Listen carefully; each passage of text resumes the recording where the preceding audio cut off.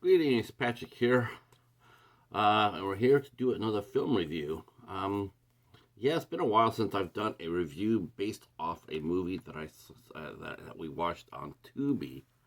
But last week, I watched a movie with our good friend Casey, Interweb Kaiju, and we watched The Wrath of Daimajin. So I thought I'd talk about it a little bit because that's a cool series. Um, Came out in 1966. They filmed all three movies in 1966. That's a lot. They That's a lot. Um, what they were going to do is they were going to go ahead and have three different directors, but have the same crew work on all the movies. And that was really interesting to find out is Damajin was supposed to be Gamera's first foe.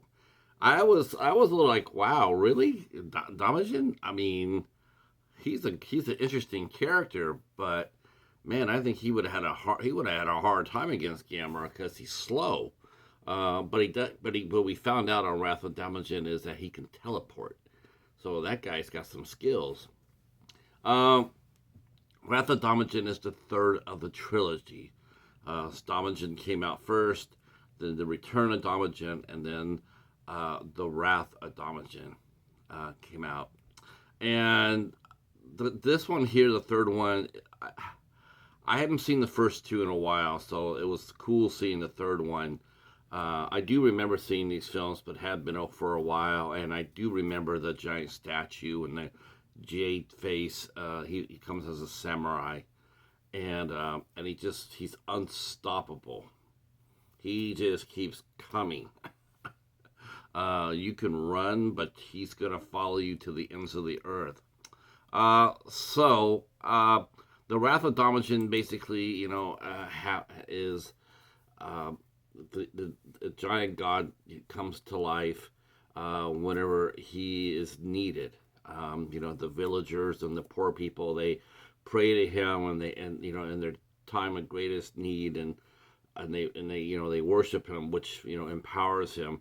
And then when it comes down to it, he'll wake up and he'll take care of the people who are, or the take care of the bad guys who are threatening his people, his followers. So Wrath of Daimajin is basically the same thing. An evil warlord. Aren't they all evil warlords? Anyway, an evil warlord has come over and he has started taking villages, and he is kidnapping the men from the villages and making them all work in a massive sulfur pit. I guess they're drawing sulfur for gunpowder, probably more likely or not, because they do feature rifles in this movie. Um, after the men are taken from this one village, um, for the young sons, they decide that they're going to go ahead and try to rescue their dad.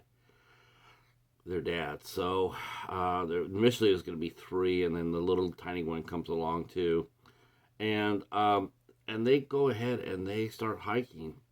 And what's really impressive about this movie is it looks to be shot on location. They are climbing through mountains and through rocky passages.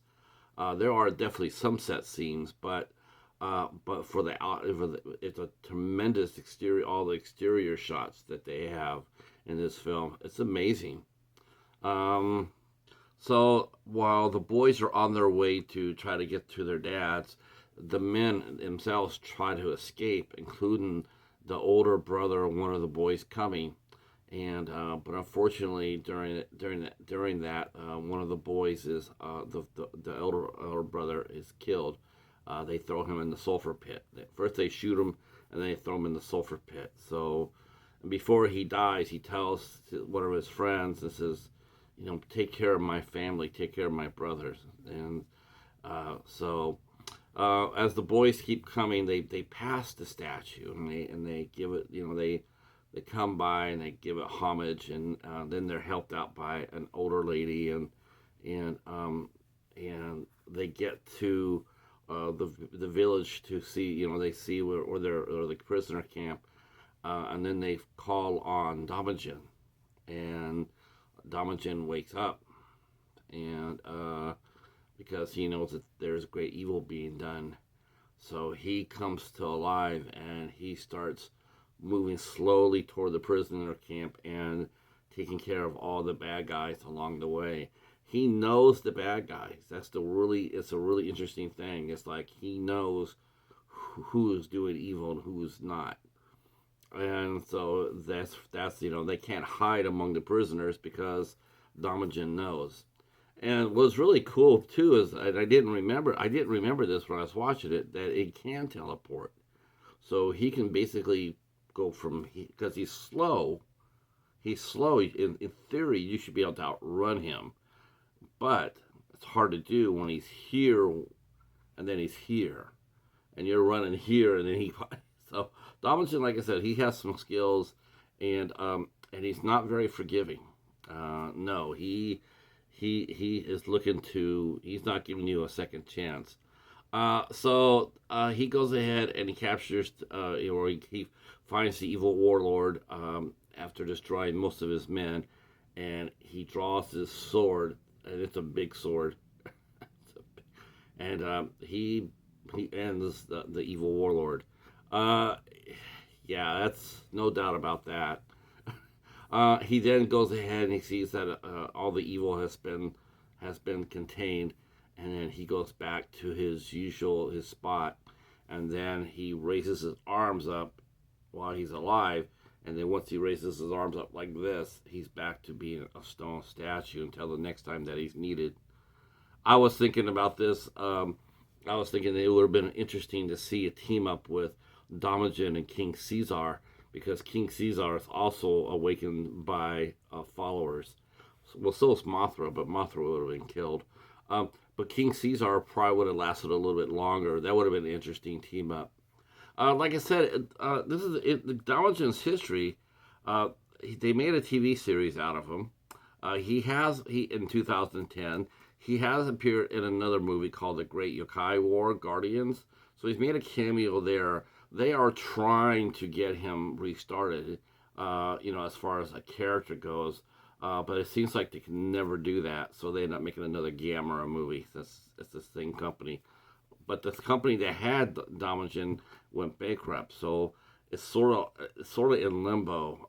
Only Godzilla right now, as far as the giant kaiju monsters, as far as the ones that we know about, he is the only one still active. But like Gamera, I don't think he's done anything since. It's been a while since Gamera's made a movie. I think he did the trilogy and the 10, and I think the first trilogy happened in the 2000s, and then Gamera, Guardian of the Galaxy, also was in there as well. But people really do like the character of Daimajin, so they keep trying to get it fired up again. Hope they can. That would be interesting. I'd like to see one. I'd like to see another. I'd like to see another Daimajin film. I'd like to see what could be done with it in the technology, that we have today. Well, and you can find this movie on TUBI. So I don't own this, so I can't tell you if there's any extra features. I do know that I believe that Mill Creek actually put out the trilogy. Mill Creek put out the trilogy, so you can get this at Mill Creek. For the rest of us who don't have that, we could go over to Tubi and watch Wrath of Daimajin for free. And it was very worthwhile, and I really enjoyed watching it with Casey.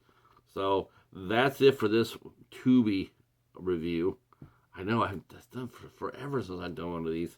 But they got some new tornado movies up, so rest assured I'll probably be bringing you a couple of tornado reviews.